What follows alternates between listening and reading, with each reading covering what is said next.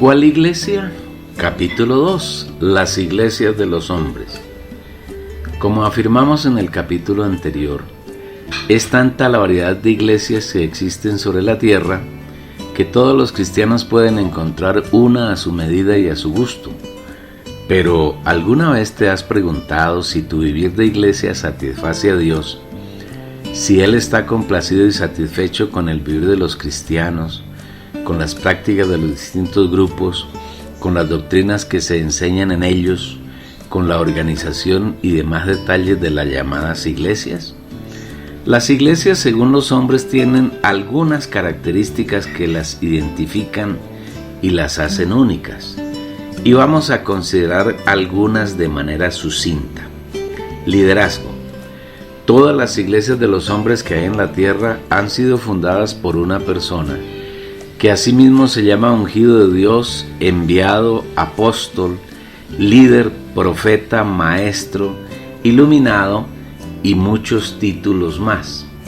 Afirman estos líderes que el Señor los ha enviado y que todas las palabras que hablan son dadas directamente por el Señor, que los ha puesto como el pastor o como el líder, y que es su obligación cuidar el rebaño que ha sido dejado bajo su tutela, y que un día darán cuenta al Señor por ello. Lógicamente, sus puntos de vista, según ellos, están respaldados por la Biblia y pueden citar algunos versículos que corroboren sus afirmaciones. Es por eso por lo que tenemos el Papa de la Iglesia Católica Romana, que se autoproclama como la cabeza de la Iglesia y como el vicario de Cristo en la tierra. Se considera infalible y que todo lo que afirma ex cátedra es dogma de fe. Los papas tienen un nombramiento vitalicio, es decir, sustentan el papado hasta que mueren, aunque ha habido algunas pocas excepciones.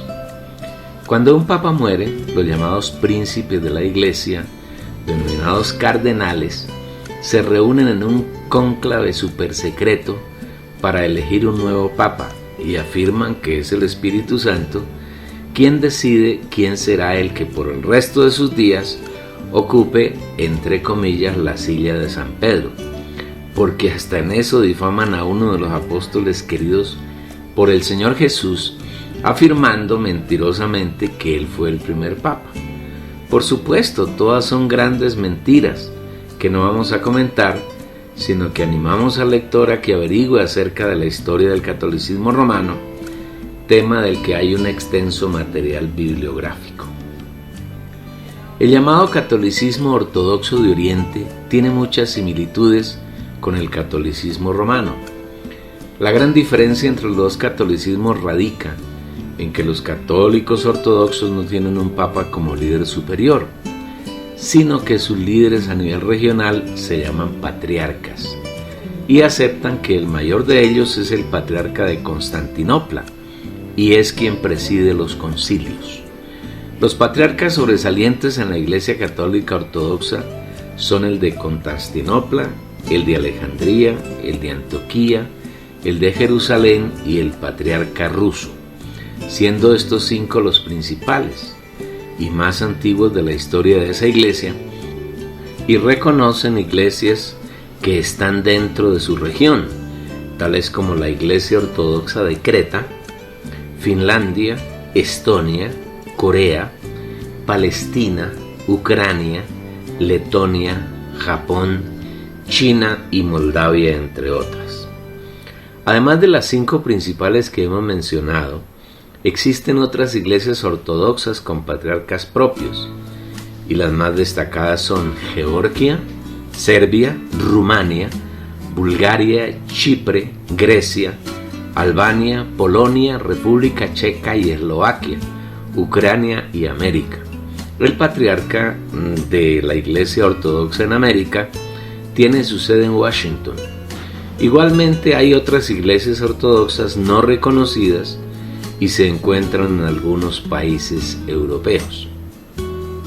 Otra diferencia con la Iglesia Católica de Occidente es que sus, entre comillas, ministros, es decir, entre comillas, sus sacerdotes, pueden casarse y tener una familia, lo que no es posible en el catolicismo romano, en el que sus, entre comillas, sacerdotes deben someterse a un estricto y tiránico celibato, dando origen a grandes aberraciones que esos, entre comillas, ministros practican, tratando de suplir una necesidad natural que Dios estableció entre hombres y mujeres y para lo cual constituyó el matrimonio.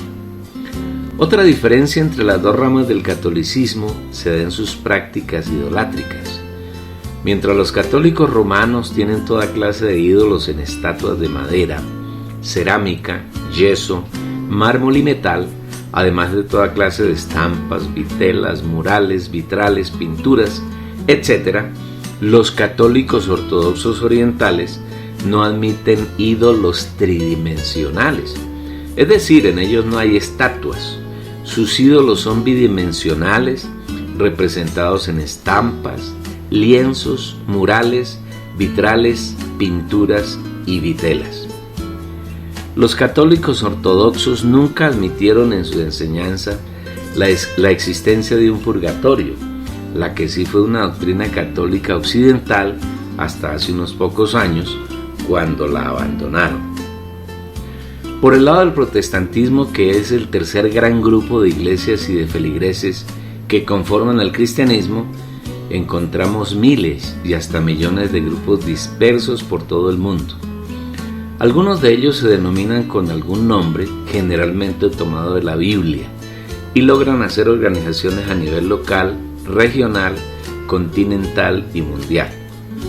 Podemos destacar en este contexto las iglesias bautistas, las iglesias pentecostales, las presbiterianas, las luteranas, la iglesia anglicana, cuya base está en Inglaterra y se encuentra extendida en algunos países de la tierra, poseyendo alrededor de 100 millones de adeptos.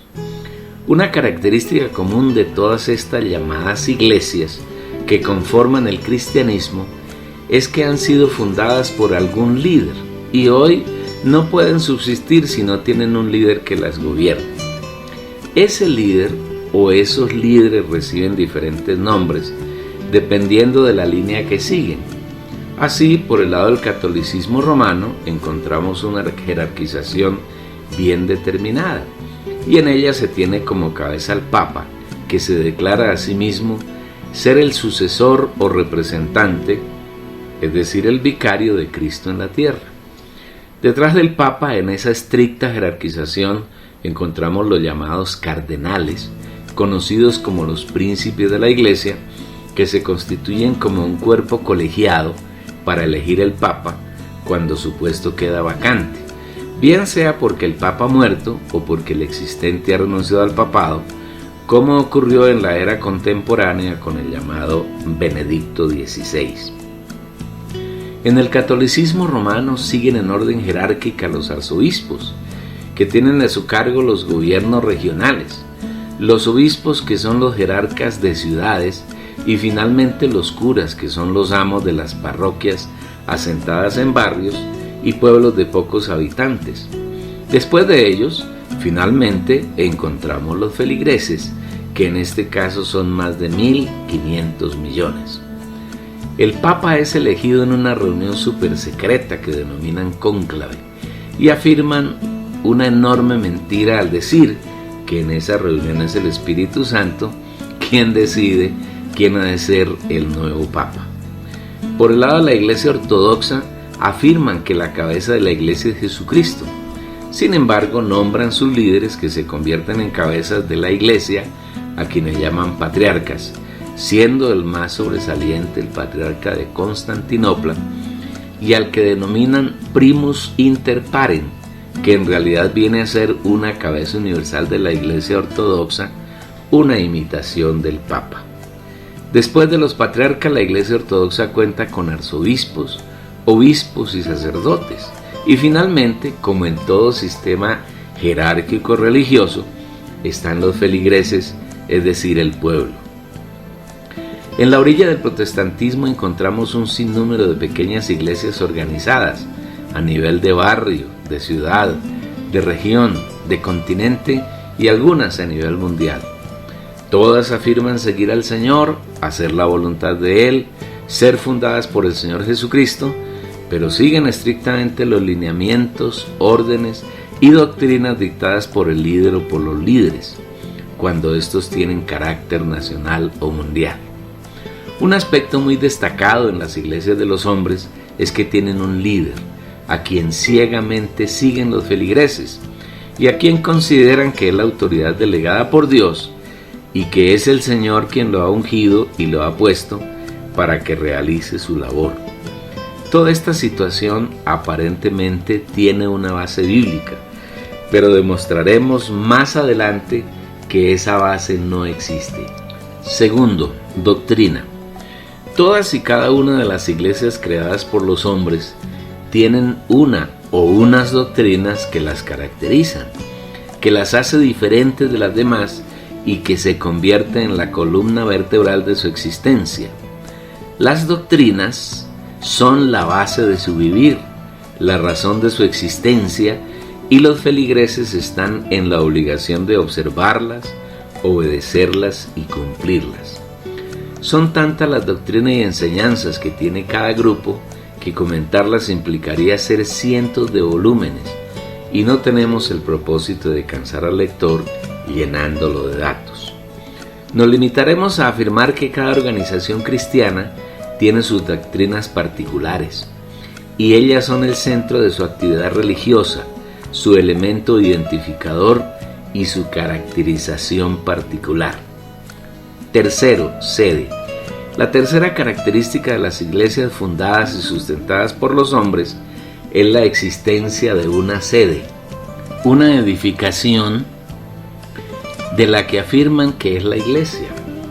Comentar sobre este aspecto no creo que sea necesario, porque todos los lectores ven a diario las sedes de distintas iglesias. Algunas son edificios ostentosos, verdaderas obras de arte, mientras que otras son inmuebles sencillos, caracterizados generalmente por tener una plataforma donde se ubica el líder y una serie de asientos, que son sillas o bancas, para que los feligreses puedan asistir a los actos religiosos con alguna comodidad. La sede es una condición sine qua non para la existencia de la iglesia.